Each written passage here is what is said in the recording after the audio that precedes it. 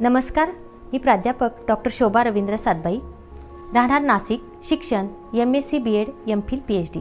मी वनस्पतीशास्त्र या विषयामध्ये PhD केलेलं आहे आणि एन्व्हायरमेंटल सायन्समध्ये MPhil केलेलं आहे.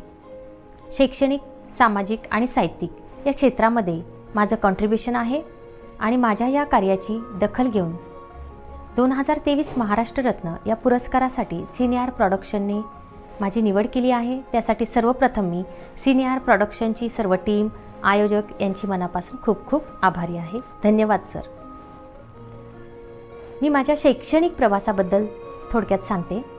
मी 2007मध्ये जेव्हा मराठा विद्याप्रसारक येथे वनस्पतीशास्त्र या विषयाची प्राध्यापिका म्हणून कार्यरत होते, तेव्हा MPhil डिग्रीसाठी ॲडमिशन घेतले होते. MPhil आणि PhDसाठी मी कांदा पिकाची निवड केली होती, कारण नाशिक जिल्ह्यामध्ये कांद्याचे उत्पादन हे मोठ्या प्रमाणावर घेतले जात होते. परंतु काही वर्षापासून लक्षात आलं होतं की कांद्यावरील जे काही कांदा पिकाची उत्पन्नाची घट आहे ती अनेक बुरशीजन्य रोगांमुळे कमी होत चाललेली आहे. म्हणजेच कांदा पिकाचं उत्पादन हे बुरशीजन्य रोगांमुळे कमी व्हायला लागलं होतं आणि तोच माझा जो काही संशोधन कार्याचा विषय होता, तर ते म्हणजे कांदा पिकावरील बुरशीजन्य रोग आणि त्यावरील उपाय. म्हणजे मी MPhil आणि PhDला हे कांदा पिकाची निवड केली आणि तेव्हा मी जवळजवळ 20 प्रकारचे जे 30 प्रकारचे बुरशीजन्य रोग आहे त्यांचा अभ्यास केला आणि त्यांचं नावानिशी त्यांना शोधून काढण्यात यश मिळवलं. आणि त्यासाठी मला NHRDF म्हणजे नॅशनल हॉर्टिकल्चरल लॅब चितेगाव येथील सहकाऱ्यांनी एक्सपर्ट पॅथॉलॉजी टीमने सहकार्य केलं आणि त्याबरोबरच माझे गाईड त्यांनीही मला मोलाचं सहकार्य केलं. आणि MPhil करताना मी 20 प्रकारच्या झाडांच्या पाल्यांचा रस, म्हणजेच आम्ही बॉटनीमध्ये त्याला लीफ एक्स्ट्रॅक्ट म्हणतो, तो वापरून ते बुरशीजन्य रोग कसे नष्ट करता येईल याचा संशोधन कार्य पुढे केलं. तर हे करताना मी अवतीभोवती असणारे कडुनिंब, शेवगा, नंतर बकाम अशा प्रकारच्या झाडांच्या पाल्यांचा रस वापरला या प्रोजेक्टसाठी. आणि तेव्हा असं लक्षात आलं की हे आपल्याला का वापरायचे, तर केमिकल्स वापरून जो काही पर्यावरणाची हानी आपण करतोय ती न वापरता आपल्याला एन्व्हायरमेंटला वाचवायचं आहे, पर्यावरणाला वाचवून हा पुढे या कांद्यावरील पिकांना रोगांना नष्ट करायचं आहे. तर अशा प्रकारे बुरशीजन्य रोग त्यावरील उपाय हे शोधण्यात मला यश मिळालं आणि ते सर्व या टीमच्या मदतीने. आणि हे करताना हेही लक्षात आलं की MPhil PhDला जवळजवळ 7-8 वर्ष लागली आणि ह्या कालावधीत खूप काही शिकायला मिळालं. लॅब वर्क, फील्ड वर्क आणि थेसिस रायटिंग हे सगळं करताना बऱ्याच गोष्टी अनुभवल्या आणि शिकता आल्या. आणि वनस्पतीशास्त्राविषयी या विषयावरती मी नंतर पुस्तकेही लिहिली, कारण मला असं जाणवलं की समाजाला वनस्पतींची माहिती असणं गरजेचं आहे. जसं की आपण दररोजच्या दैनंदिन जीवनामध्ये वापरतो त्या फळभाज्या, पालेभाज्या, औषधी वनस्पती याबद्दल आपल्याला किती माहिती आहे. आपल्याला आपल्या आरोग्याबाबत जर जागरूक राहायचं असेल तर ह्या वनस्पती ज्या आपण आहारात समावेश केलेल्या असतात त्यांच्याविषयी माहिती असणं गरजेचं आहे. उदाहरणार्थ हळदीमध्ये असणारं कुर्कुमिन हा घटक कॅन्सरसारख्या आजारांवरती उपयुक्त आहे. तर अशाच प्रकारचे ही पुस्तके वनस्पती व आरोग्य, नंतर औषधी वनस्पती, बी फॉर बॉटनी ही मी लिहिली आणि ती प्रकाशनाच्या वाटेवरती आहे. आणि या पुस्तकातील माहिती मी जेव्हा वेगवेगळे सामाजिक उपक्रम होतात तेव्हा गेस्ट लेक्चरद्वारे समाजापर्यंत पोहोचण्याचं कार्य हे करत असते. आता मी विद्यार्थ्यांना, आजच्या युवा पिढीला हे सांगू इच्छिते की त्यांनी वनस्पतीशास्त्र म्हणजेच बॉटनी या विषयाचा विचार करावा, या विषयाला प्राधान्य द्यावं.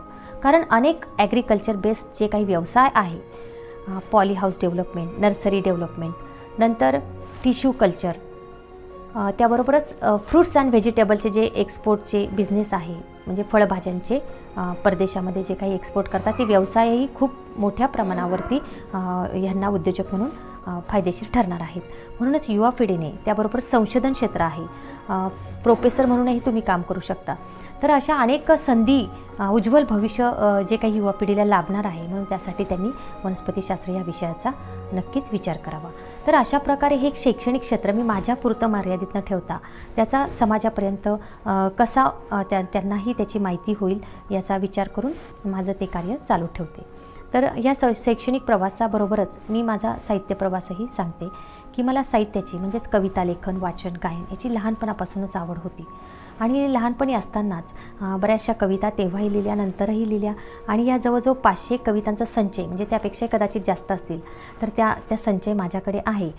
परंतु ह्या सगळ्या अभ्यासाच्या पसाऱ्यात मला कविता संग्रह करण्यास पूर्वी वेळच मिळाला नाही. परंतु नंतर जेव्हा वेळ मिळाला कोविड काळात, तेव्हा मात्र मी एक एक कविता संग्रह करायला घेतले. सर्वप्रथम मी निसर्ग कवितांचा काव्यसंग्रह हिरवाई हा लिहिला आणि हिरवाई काव्यसंग्रहामध्ये 74 निसर्ग कविता आहे. निसर्गाचं विलोभनीय असं सौंदर्य मी माझ्या शब्द अलंकारात गुंफण्याचा प्रयत्न केला आहे. आणि तेव्हा तुम्हाला आठवत असेल, कोविडमध्ये ऑक्सिजनची कमतरता, झाडे लावा झाडे जगवा असे विविध उपक्रम सुरू झाले आणि आम्हीही ते राबवतो. आणि विविध शाळांना ही पुस्तके भेट देऊन, रोपवाटिका भेट देऊन हा सामाजिक उपक्रमही इथे चालू आहे.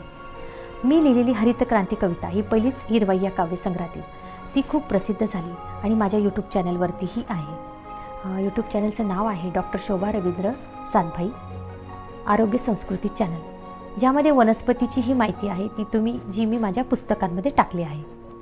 तर या पुस्तकाचं, या काव्यसंग्रहाचं प्रकाशन मी 94व्या अखिल भारतीय मराठी साहित्य संमेलन नाशिक येथे प्रकाशन झालं आणि मान्यवरांच्या हस्ते हिरवाई काव्यसंग्रह प्रकाशित करण्यात आला. हिरवाईनंतर मी माझे विविध विषय लिहिलेला दुसरा काव्यसंग्रह मृदगंधाचा बहर, की ज्यामध्ये नात्याची गुंफण आहे, मायमातीचा ओलावा आहे, भक्तिगीतं आहे, श्रावणसरींचा बहर आहे, तोही 2023मध्ये प्रकाशित केला. आणि मला असं वाटतं की माझ्या यूट्यूब चॅनलला आपण बघून अभिप्राय आणि मला प्रेरणा मिळाव्या अशी मी इथे सदिच्छा व्यक्त करते.